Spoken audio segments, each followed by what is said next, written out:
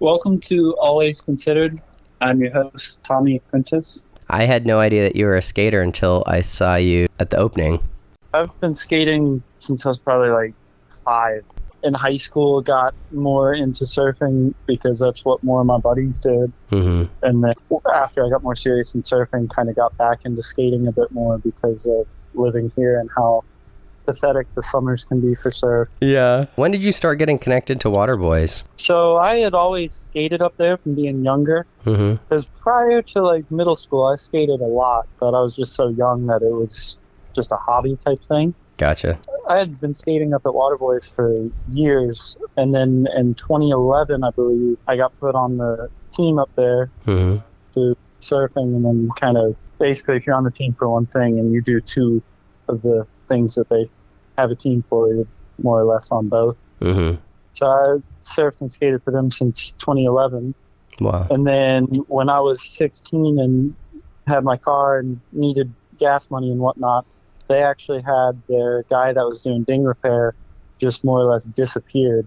And I had been doing my own pretty like light work, ding repair. Mm-hmm. So I reached out to Sean and he taught me everything I needed to know to be doing their ding repair. So then I worked there in that capacity for a couple of years and then got phased into doing the new board production as well. For some reason, I thought you did the glassing over there for a while. Did you end up also doing some of the shaping stuff too? Not really in any capacity. Mhm.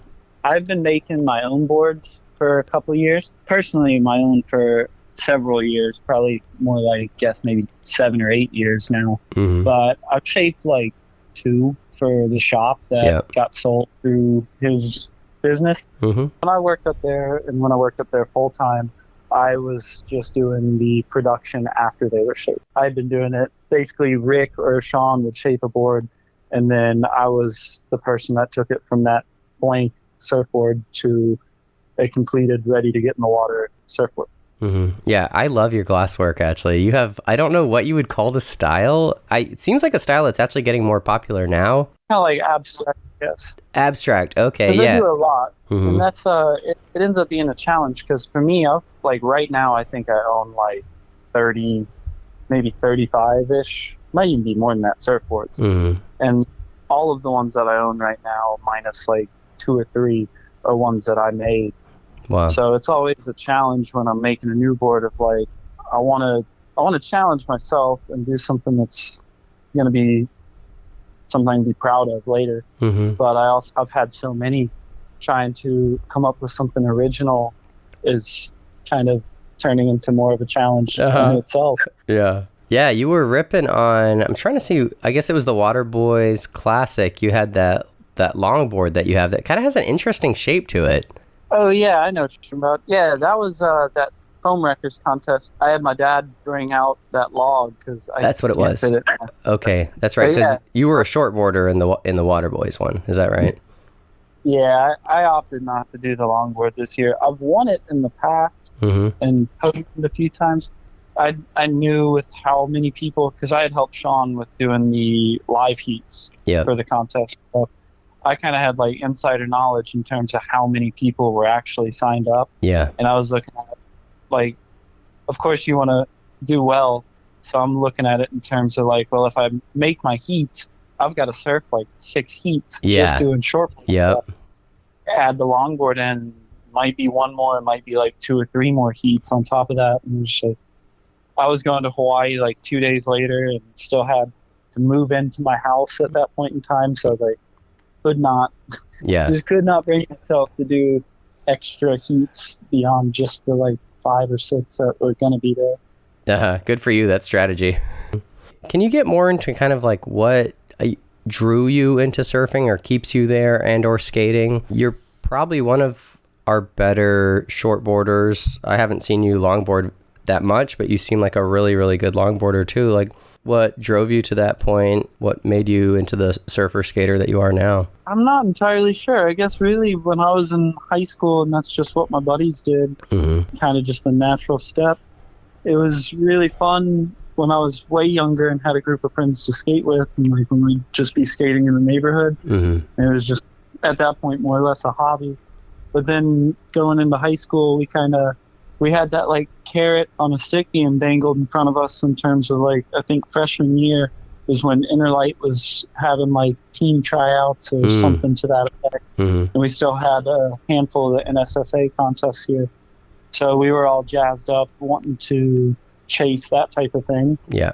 And while a couple of my buddies got on with Interlight, that was the same time when I got on with Waterboys and got to be with that group. Just kind of snowballed. Yeah. Recipe for competition. Yeah, well, it's always been something that was fun, and then now it's you put that into it, and it's no longer like, oh, I hope my couple of buddies are free to go do this. It's you'll end up just going and then seeing people that you know. Right. Yeah. A lot of that too. Like some of the guys were older than me and a lot better at that time, so it kind of gives you something to push for. So you want to catch up and. Just kind of gives you like a hunger to fill, I guess. Yeah, that makes sense. Can you tell me about shaping? I had a buddy, I was helping him with a ding repair, and I could tell he was like, oh, maybe I should shape boards. And I was like, dude, knowing how to do like a minor fiberglass work to shaping, he's like, is it that hard? I was like, yes and no.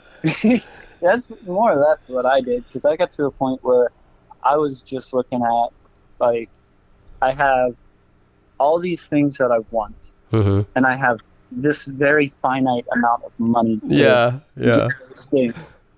And so then it was kind of that issue of, well, I'm paying like more than half of this price tag that I'm paying is in the like knowledgeable labor that's had to be to it to make this. Yep. And I'm more or less doing all of the steps that are required in this process, but just on a much smaller scale. Yeah. I don't remember exactly when it was, but my parents got me a blank for either my birthday or Christmas. And I ended up shaping that, and then Sean glassed it and took it through to being a finished board for me.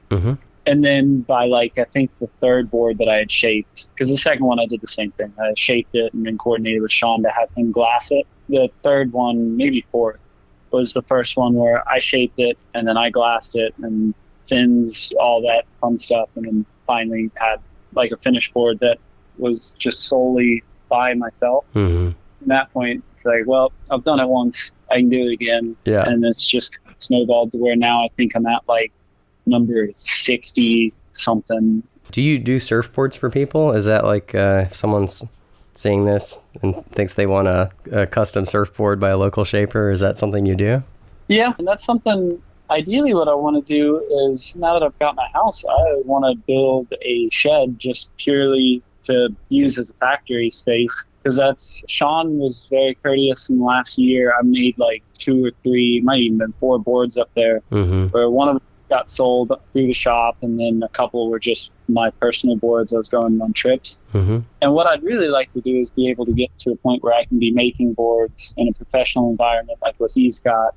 And then be able to either just make them for myself like I've been doing, or when I have someone order something, be able to make that. And then really the grand plan would be get to a point where I can be making just stock boards and then selling them to Sean up there at Waterboard. I've made a lot of customs. I'd say probably about half of the boards that I've made in the time since I walked away from being a Waterboys full time have probably been customs for people. The other half just being personal boards for myself. And I've had probably 6 or 7 go out to, I've got a buddy in Hawaii that I stay with, and I always barter with him, and I'll bring him a board at the material cost in exchange for like him driving me around. And that's cool. Stayed at their condo for a week. It's a cool arrangement, but he's also, because he's out there, I made a board for a friend of his, and then I actually made a fish for a guy that I had met out there, and then he took it to Indo for like a month or something crazy. Like, that was kind of cool. That's, I think, the furthest away one of my boards has gotten. That's got to be a really good feeling when someone who's a proficient surfer takes your board and keeps using it. That's got to be pretty high praise and feel pretty special. Yeah, I was psyched because I finished it up. I got the cash came through for it, so I wasn't worried about getting scammed or anything, and sent it on its way. And then a week later, it got out there to Hawaii, and I thought that's as far as it was going. And then like another 2 weeks later, I was getting video clips sent to me from in Bali, where he was it was like a 5'4" twin fin, and he was surfing it and like little overhead waves at Padang, Yeah. just getting like sick barrels on it and like really like kind of putting the thing through its paces. Yeah. Like, that's crazy. I don't know how long a life it lived. I'm pretty sure in the like month or two that he was there, it ended up getting buckled and then fixed and then buckled. And it might have, I think that cycle went like 2 or 3 go rounds. Yeah.